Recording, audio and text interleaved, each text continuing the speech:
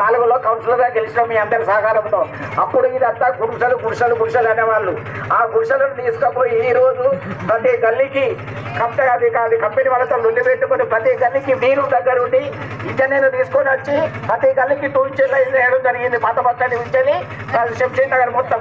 మరియు Godavari pipe line కూడా నాయములోనే పాత బస్సు నుంచి రవీంద్ర నగర్ వరకు కొంత డబ్బులు నా సొంతం పెట్టుకొని నేనే ప్రతి గల్లీకి గోదావరి పైప్ లైన్ వేయించిన. Conductor bus up to Ambedkar వరకు నాయములు చేపించిన. ఇందిరమ్మ ఇల్లు కూడా మన జెండా దగ్గర స్టాప్ చేపించి ప్రతి ఒక్కరికి లేని వాళ్ళకు ట్రాన్సిస్టర్ ద్వారా ఇల్లు ఇప్పడం జరిగింది. నాయకులు కూడా పెన్షన్స్ చాలా మందికి ప్రతి ఒక్కరికి పెన్షన్స్ తయారు చేసినాం.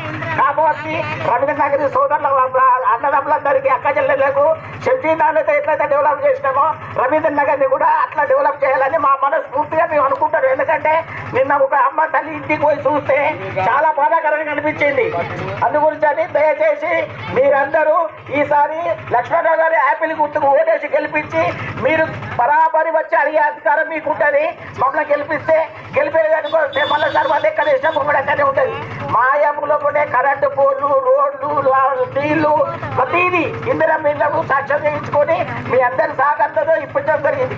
దయచేసి జై యాపిల్ గుర్తుకి గెలిపిద్దాం.